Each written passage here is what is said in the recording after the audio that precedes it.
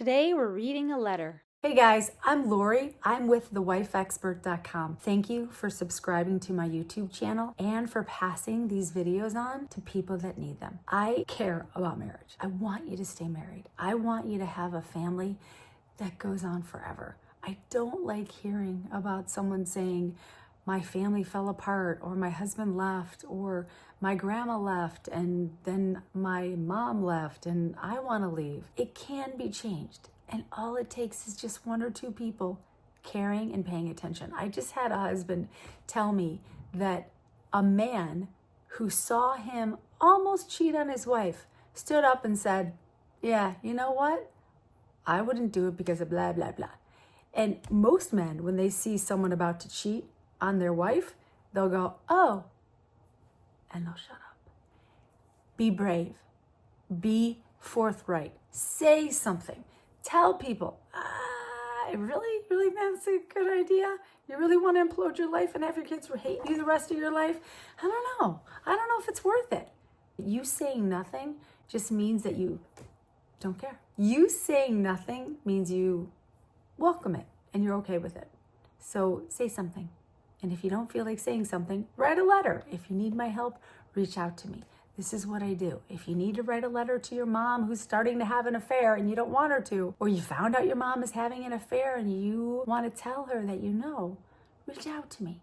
I can write any kind of letter to help you get what you want, or at least help people see that you have an opinion and you want them to understand how you feel. That's what I do. Okay. So thank you for subscribing. If you haven't found any of my books, go to Amazon. This is my Grateful book. So if your husband left or your wife left and you want to have data from it, this book is amazing. I wrote it and it took me 2 years because I wanted it to be exactly right. I went through this. I want you to have a tool that is exactly what you need. All you have to do is look for my name, Laurie McDermott, and you'll find them. The other thing I'm super excited about right now, I have a video program. So if your spouse left and you're wanting them home, I can help you do that. And you don't need to call me. You could. That's an option. You could also sign up for texting. I have a video program. It's over 250 videos that will teach you what to say, what to do, how to act, how to behave to get your spouse back. And while you're doing these things that I tell you to do, you're actually going to learn and grow so that it not only changes you with your relationship with your spouse or a boyfriend or a future husband, it will also change you at work or with your friends or your family or your mom or your mother-in-law. So if you haven't joined my program, do it soon because it's turning into an app. Right now, I'm in progress of getting an app, which will be amazing. Today, I'm going to read a letter from a woman whose mother-in-law is living in a different country. And she was apprehensive about going to see her. Her husband left and she was mad and sad and all those feelings that you have. And then she found out he was having an affair. And she felt all by herself that her mother-in-law had cut her out. Why? Did the mother-in-law stop calling her? No. Did something happen? No. This woman all by herself had these thoughts and feelings that she was cut out of someone's life when she had no proof, right? We make up shit all the time. So I encouraged her to go see her mother-in-law in a faraway land. And she did. And she said it was amazing. And when I say encouraged, it means I'm a coach. I'll prod you and I'll prod you. If you keep coming up with the same problem, I'm like, maybe you should do this. So that's what I do. I will push you to the limit. I'm like a baseball coach, right? So if you want to learn how to play baseball, you'll come to me. I'm a baseball coach. I will get you out of the dugout. First of all, I'll get you out of the parking lot and into the dugout and getting ready to take bat. Then, I don't know if that's what they call it. I don't watch baseball. Then I get you from the dugout to the mound, holding the bat just right, twisting just right, thinking just right to hit that ball out of the park. That's what I teach. I teach you to do that with a relationship or marriage so that you do the right things. And once you do the right thing and you do the right thing and you do the right thing, you know what happens? You change. That's where the benefit comes in by doing the same thing over and over again. You learn and grow, and it's super cool. I get to watch people transform every day. I see miracles every day. Just yesterday, I had one husband come home. And normally I write it down and I tell all my wives in my group. And sometimes I forget because I'm so busy. The very next call was a woman telling me her husband was almost home. And she was so happy she joined my program. And I was like, okay, that's 2 people in like an hour. I got to say something. So I did. I told all the girls, it's just hope. You know, you need hope. I have been through this. If you're watching me right now, you're going through it too, or you know someone who's going through it, it's not fun. It's the worst thing that will ever happen to you. Second to having a child die. Your husband could die. It's not as painful as this. I feel you and I understand. I hope I give you hope. I want to give you hope. That's why I do this. I could have 1,000 other jobs, but I've chosen this because God won't let me do anything else. I keep coming back to this, and here I am. So let's read this letter. This woman is so nice. She sent this to me. I told her to, and not everyone does what I tell them after something is over. I'm like, come on my podcast. And they're like, no, not ready. No. I'm like, please. No, not ready. So I'm grateful. This woman sent me this letter. Let me read it. Dear Laurie, you told me to visit my mother-in-law in Canada, and I'm so grateful that I did. You encouraged me to go because you thought it was a fantastic idea to connect back to her, even though my husband was gone and is with his affair partner. Then you asked me to write some words about my visit so you could share it with your listeners. And while I'm apprehensive, I decided to go for it, so here we go. See, I had a wonderful long weekend with my mother-in-law. The trip meant flying to another country with my passport. I'm in the US and she's in Canada.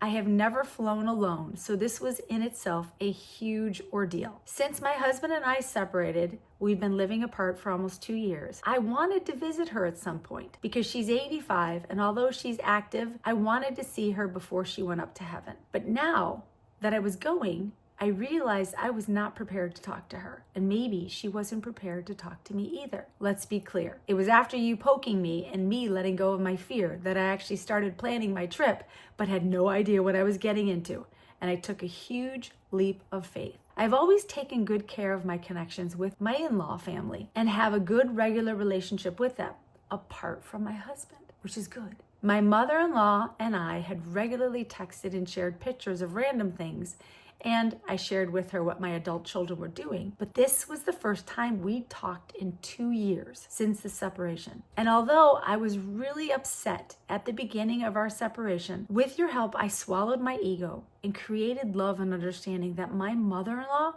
was not responsible for the mess my husband was creating in my life and my kids' life. Yes, as you say, she was part of his past programming. I teach that in my program. And yes, she, as a leader, guided him through life. Yet today, he has made choices. This was his and not hers. She didn't want this for our family. She didn't want this for her son. So I managed to separate those two things on the flight there. I had always liked, this must have been funny. I'd always liked all my in-laws, and they have always expressed they liked me too. And they also expressed this separation was not what they wanted either. So the visit to my mother-in-law went really well. I went to her house where my husband grew up, and I felt really special sitting there as we talked for almost 3 hours straight. She was kind and welcoming, even though I had not been there since 3 Christmases ago. Yet I did feel like she was a mother to me, natural and easy, since I'd been with her son, my husband, for almost over 37 years. Right? Isn't that cool?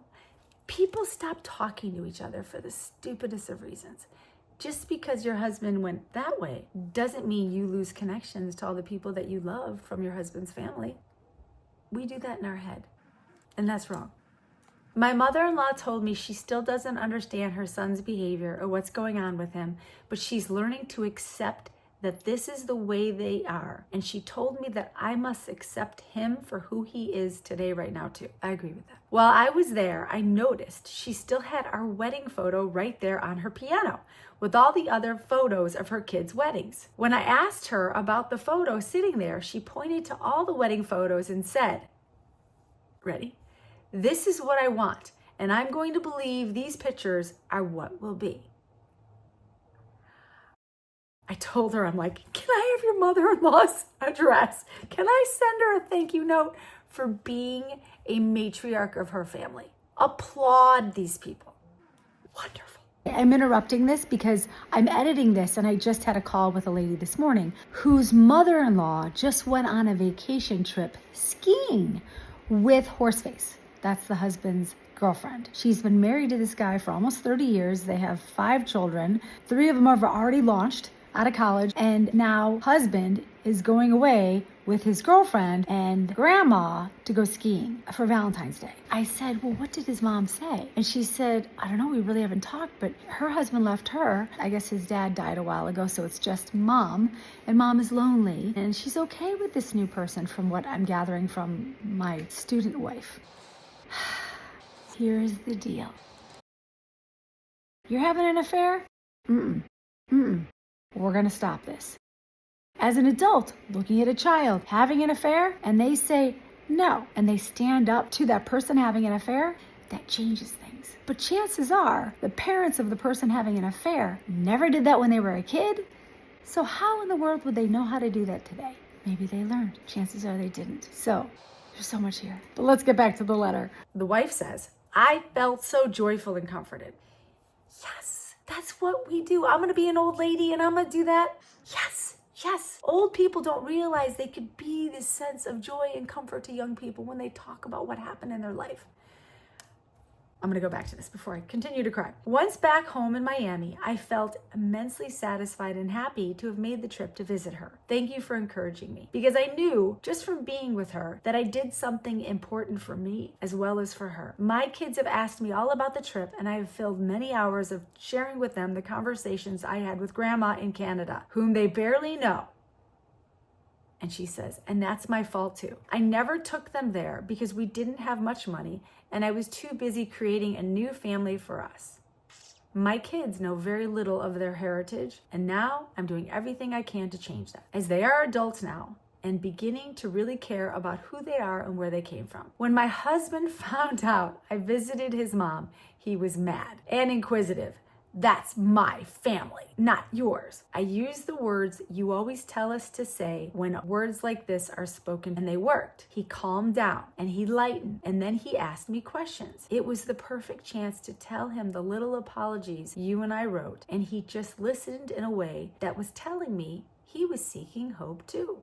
He never calls his mom, and although he didn't say so, I could clearly see how doing what I did, visiting his mom all by myself and sharing the wonderful time I had with her and seeing his child at home actually paved the way for him to heal with her.